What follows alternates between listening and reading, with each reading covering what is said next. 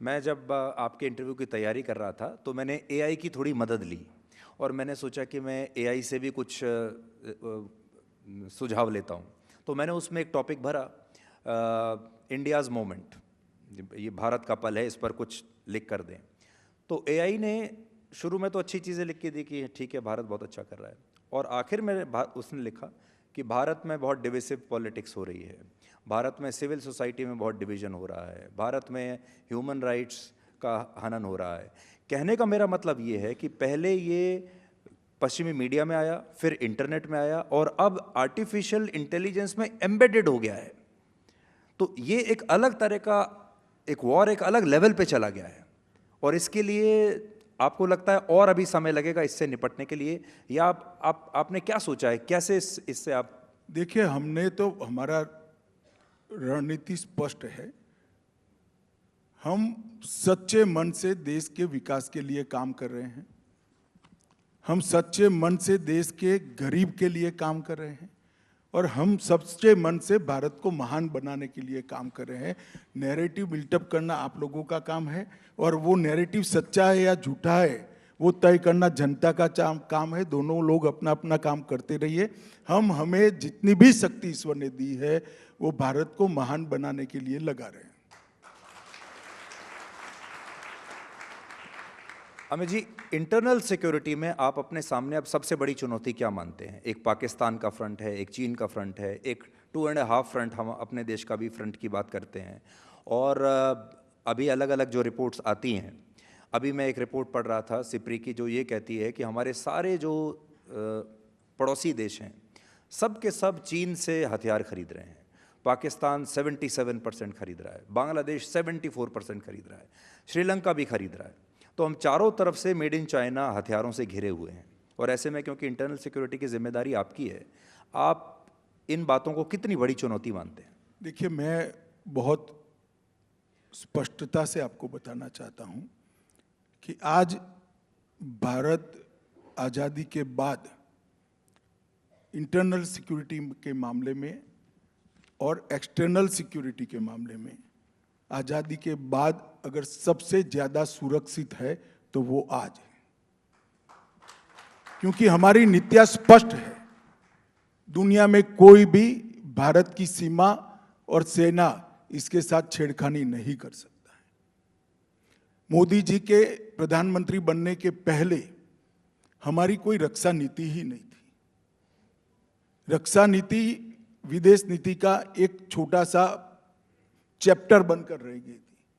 आज हमारी दोनों पॉलिसी स्पष्ट है।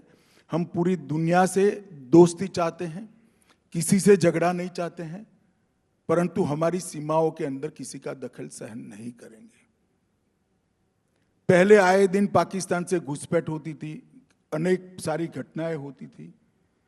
एक बार सर्जिकल स्ट्राइक और एयर स्ट्राइक करने के बाद किसी की हिम्मत नहीं है कि भारत की सीमाओं के अंदर किसी भी प्रकार की छेड़खानी कर सके। और ये दो घटनाओं के बाद पूरी दुनिया में संदेश गया है कि अमेरिका और इजराइल के बाद एक तीसरा देश भारत ऐसा है जिसके साथ छेड़खानी नहीं करनी चाहिए। G20 अब हमारे देश में होने जा रहा है, और हम सुपर पावर बनने का सपना देखते हैं, लेकिन आप देखेंगे कि जो सुपर पावर बने, जितनी भी देश। सुपर पावर शब्द ठीक नहीं है, ना हम एक कंसेप्ट में विचार करते हैं। हम हमारे देश को आगे ले जाना चाहते हैं, और हम मानते हैं कि समाज जीवन के हर क्षेत्र में भारत विश्व में सबसे आगे हो।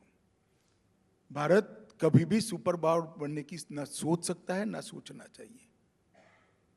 ना ये हमारे देश का कल्चर है, ना हमारे देश का लक्ष्य हो सकता है। लेकिन दोस्ती के आधार पर भी, मैत्री के आधार पर भी आप मजबूत हो सकते हैं, ये आपका कॉन्सेप्ट है? जी जरूर। G20 से हमारे देश के लोगों को कितना फायदा होगा, ये एक हमारे देश के लोग पूछते रहते हैं बार बार। देखिए, हमारे देश में ढेर सारा परिवर्तन हुआ है। इंफ्रास्ट्रक्चर के अंदर आमूलचूल परिवर्तन हुआ है। सुविधाओं को हर एक व्यक्ति तक पहुंचाने के लिए आमूलचूल परिवर्तन हुआ है। स्टार्टअप, आज दुनिया अचंभित होकर भारत के स्टार्टअप को देख रही है। R&D में हमारे यहाँ आमूलचूल परिवर्तन हो रहा है। हर क्षेत्र की पॉलिसियां हमने नई बनाई, चाहे अंतरिक्ष हो, चाहे ड्रोन हो, चाहे खदानों का कॉमर्शियल उपयोग हो, हर क्षेत्र की PLI के कारण बहुत बड़ा इन्वेस्टमेंट भी आ रहा है। और हम सब लोग मान रहे हैं कि हम दुनिया में सबसे तेजी से बढ़ने वाली अर्थव्यवस्थाओं में से एक है, ये सब लोग मान रहे हैं। G20 एक ऐसा मौका है कि भारत में जो परिवर्तन हुआ है ये पूरी दुनिया देखे। और पहली G20 की मीटिंग बहुत बड़े समय के बाद, शायद कभी नहीं हुई ऐसी है, जिसमें G20 की सीरीज ऑफ मीटिंग 59 शहरों में हो रही, 59 सिटीज में हो रही। एक भी राज्य, एक भी संघ शासित प्रदेश ऐसा नहीं है जहां G20 की कोई ना कोई मीटिंग नहीं होगी। तो दुनिया से 1 लाख से ज्यादा लोग जो आएंगे वो हर राज्य में जाएंगे। हमारी संस्कृति की जो विविधता है, हमारी खान पान की विविधता है, हमारी जो अतिथि देवो भव का कंसेप्ट है, हमारा वसुधैव कुटुंबकम का कंसेप्ट है, इसको ये फील कर कर जाएंगे। और भारत की संस्कृति, नए भारत की कल्पना और भारत के अचीवमेंट, तीनों को लेकर वो जाएंगे। मैं मानता हूँ हमारे लिए बहुत बड़ा मौका है और मोदी जी ने इसको बहुत अच्छे तरीके से प्लान कर कर भारत का दुनिया को परिचय कराने का एक प्लेटफॉर्म बनाया है।